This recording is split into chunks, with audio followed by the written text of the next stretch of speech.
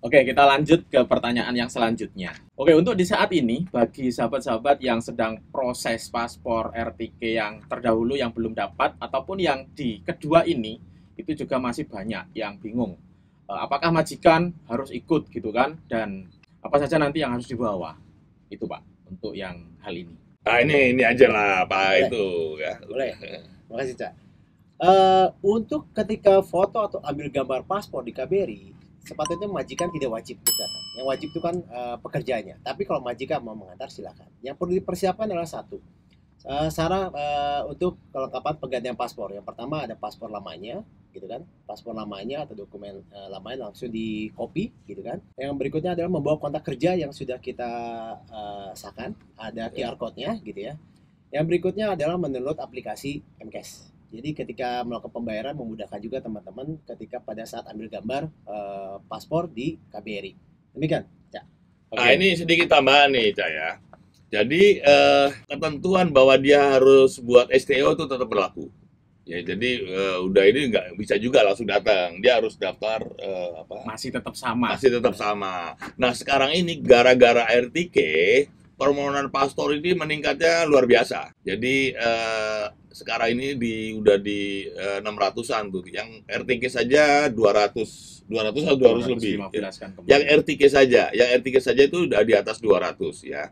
Belum paspor yang biasa. Nah, sekarang memang ada sedikit kelambatan untuk mendapatkan jadwal temu janji. Tetapi nggak usah khawatir, mulai tanggal 8 Juni nanti kita akan tambah kuotanya. Kita sudah minta Jakarta untuk mengirim tenaga tambahan. Nah, jadi ini kita percepat ya. Kita tahu sekarang ada kelambatan kira-kira 1 bulan, tetapi mulai bulan Juni akan kita percepat karena ada tambahan tenaga dari Jakarta sampai nanti RTK selesai. Jadi nggak usah khawatir kalau sekarang lambat, masih ada cukup waktu. Mungkin orang kemarin ada yang ribut, ini lambat, ini udah ini saya padahal RTK mau ditutup akhir Mei katanya gitu kan. Nggak benar itu. Itu juga mungkin ulah-ulah calon juga. Iya, jadi mau tutup, cepat lewat saya, nanti saya percepat. Bohong. RTK itu sampai akhir tahun, nggak usah khawatir ya. Dan yang penting Anda sudah proses lah ya. Pasti nanti akan dipercepat ya. Mulai bulan Juni akan ditambah kuotanya, untuk RTK bisa tambah dari 200 bisa 400 per hari itu. Untuk RTK saja ya, untuk RTK saja. Oke, kita lanjut ke pertanyaan yang selanjutnya. Berkaitan permohonan paspor baru, RTK di sistem Naker, apakah ada kadar bayaran yang harus dibayar oleh majikan beserta pembuat surat kontrak kerja untuk sektor formal? Karena hal ini di luaran sana masih banyak oknum yang memasang harga untuk proses pembuatan paspor baru. Ada yang bilang 2.000, 1.500, 1.000. Mohon diperjelas agar ini yang mempunyai permasalahan ini tuntas gitu loh. Silakan. Jadi gini, Cak. Untuk pembuatan kontrak kerjanya, kami sudah sampaikan di awal dulu ketika pembukaan oleh Pak Dubes, sampai berulang kali kita sampaikan, untuk kontrak kerja itu semuanya gratis. Formal ya. Nah, kontrak kerja itu percuma. Tak Yang ada bayaran informal apa-apa. juga gratis kontrak Oh, kerja. Yang formal Yang formal gratis. gratis. Kontrak kerja semuanya gratis, Gratis. di kedutaan itu. Jadi semua permohonan online itu kita tidak ada bayar apapun yang harus dibayarkan ke kedutaan. Ini harus disampaikan pada teman-teman. Kami ulangi lagi bahwa pembuatan kontrak kerja itu di kedutaan kami tidak memungut bayaran apapun. Kami itu gratis, percuma. Untuk yang formal semuanya dilakukan oleh majikan. Permohonannya online semua. Demikian, Cak. Oke, Nah, oke. untuk biaya paspor ini pun tidak ada perubahan. Kalau dia punya paspor yang lama, tapi sudah mati kata-kata, Iya, masih itu ada masih ada, lamanya. fisiknya masih ada, cuman udah habis masa berlakunya, itu 110 ya, 110 ya. Kemudian ada yang karena rusak, ada lama tapi udah sobek. Ya, misalkan halamannya kurang, kan ada tuh yang suka halamannya dikurang itu, masuk di halamannya disobek, atau mungkin kena mesin cuci atau kena cuci, itu ada biayanya sendiri. Itu ada tuh resmi berapa sih? 200 apa berapa itu ya, 200 sekian. Lalu kalau paspornya hilang, ya ini juga biayanya berbeda. Tapi semua itu biaya resmi, nggak ada yang biaya-biaya yang sampai 1.000, 1.500 itu nggak ada. Ya, semua biayanya adalah biaya resmi dan itu sekarang dibayarkan melalui aplikasi MCAS. Ya, ini satu lagi ya, biar cepet, sebaiknya itu dari rumah sudah download MCAS-nya itu, sudah diisi. Jadi datang langsung masuk. Tetapi banyak juga yang kesulitan barangkali ya untuk mendownload. Nah, itu sebaiknya sebelum ngambil nomor antrian, dia isi MCAS dulu. Begitu isi MCAS, lalu ambil antrian, langsung masuk. Ya. Nah, ini yang juga ini banyak terjadi. Setiap hari saya hampir mendapatkan pengaduan. Ada yang ngisi MCAS di sebelah. Padahal di dalam itu sudah ada. Ada di dalam. Ngisi sebelah itu, Pak, saya udah ngisi tapi isinya kok kurang gitu ya. Ada yang bayar download tuh 30 ringgit. Paling murah tuh yang ini 30 ringgit. Ada yang 50 ringgit ya, ada yang 30 ringgit. Ada yang misalkan dia bikin paspor 110. Begitu masuk ke sini isinya cuma 90. Tambah lagi di bawah. Nah, dia harus tambah lagi gitu ya. Kalau tidak bisa, sebaiknya mengisi sendiri, download sendiri ya.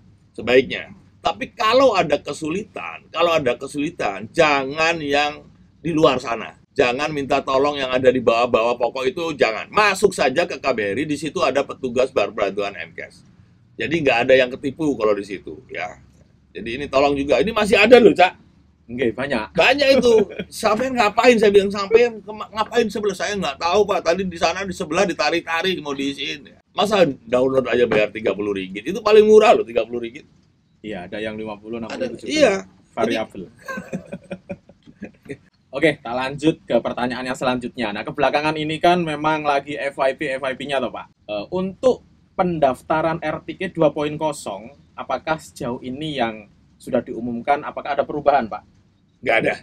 Yang viral-viralkan di akhir bulan 5 ini toh? Nggak ada itu. Jelas. Nggak ada ya? Nggak ada. Sudah saya konfirmasi langsung kepada Bapak Menteri Dalam Negeri. Pak Menteri, ini banyak berita katanya RTK akan berakhir akhir Mei. Nggak ada itu, Pak Dubes. Itu tidak ada. RTK tetap berjalan sampai akhir tahun ini. Ya, jadi nggak usah percaya berita-berita itu, ya biasanya ulah-ulah calon juga.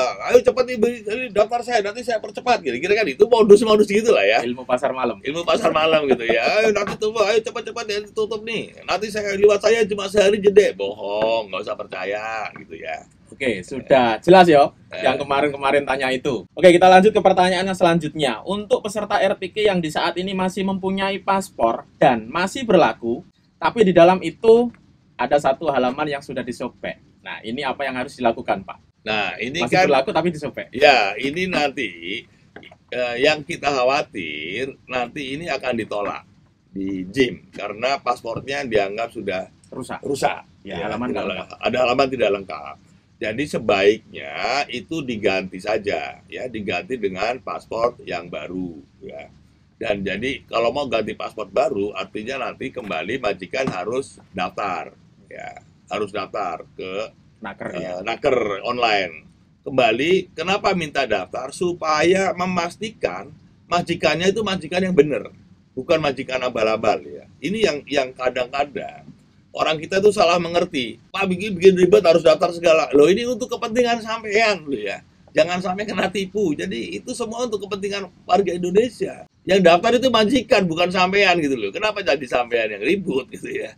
Suruh aja majikan. Nah, ini juga salah nih, banyak yang salah nih, Kang. Kita ini, warga kita ini selalu memposisikan dirinya sebagai pihak yang memerlukan. Ini seolah-olah majikan itu nggak perlu bekerja gitu. Kan ini sama-sama perlu ya. Ya, sama-sama perlu. Kalau syarikat nggak ada pekerjanya gimana? Ya nggak jalan. Ya nggak jalan kan. Jadi ini harus sama-sama. Jangan kita menganggap hanya kita yang memerlukan pekerjaan. Majikan juga perlu bekerja. Majikan juga perlu. Buktinya kemarin kan ribut tuh. Malaysia banyak kekurangan tenaga kerja. Itu kan sebelum ini kan ribut ya.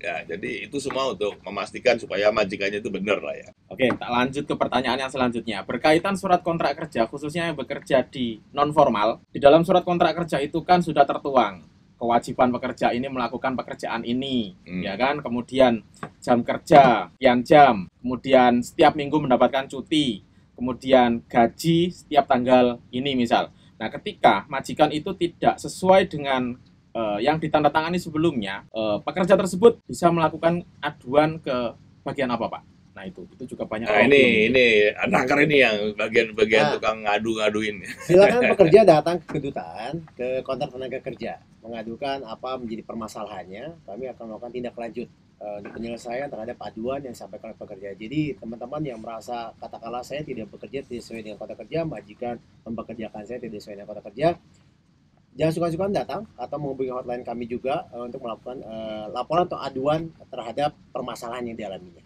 Gitu ya, Cak. Ya, Iya, ya. jadi satu lagi dalam kontrak kerja yang non formal ini itu juga ada ketentuan bahwa pekerja itu harus punya akses komunikasi. HP ini nggak boleh ditahan oleh majikannya. Ini kan baik. Iya, meskipun hanya dibatasi jam berapa Ya, sampai berapa ya, gitu bukan. kan. Ya, ini kan persoalannya. Saya tanya majikannya, kenapa kok nggak boleh? Lah itu pas sambil masak, sambil main HP gini, taruh di, halo, halo, halo, sambil nyetrika gitu ya. Ini yang juga masalah ya. Jadi tolong sudah diberikan akses HP, tetapi bukan berarti lagi masak lalu dia bikin selfie, bikin status, ah ini saya sedang masak, ini. Ini kan bikinnya jadi masalah. Ini yang bikin majikan jadi marah ya. Lagi masak aja masakannya dibuat status atau dibuat selfie. Saya sedang masak apa tempe goreng. Nah, ini yang bikin masalah gitu. Tetapi karena ada akses komunikasi, pekerja juga boleh melaporkan ke KBRI atau ke agentnya, karena ke agentnya mengadukan itu. Nah ini saya sering mendapat keluhan dari majikan-majikan. Ini pekerja kita ini sambil kerja sambil main HP terus ya, buat status terus, apa-apa status. Lagi TikTok, nyuci Pak. piring, TikTok, Pak. lagi TikTok, lagi nyuci piring, TikTok-TikTokan oleh saya ya. Ini kan jadi kacau ya. Jadi majikannya kan jadi marah ya. Kerja yang baik ya. Jangan sambil main HP mungkin di jam istirahat ya, lagi makan siang atau mungkin setelah selesai. Dan semua pengaduan boleh disampaikan ke KBRI atau kepada agentnya ya. Tetapi kita juga saya himbau, saya minta pekerja kita pun harus tahu diri.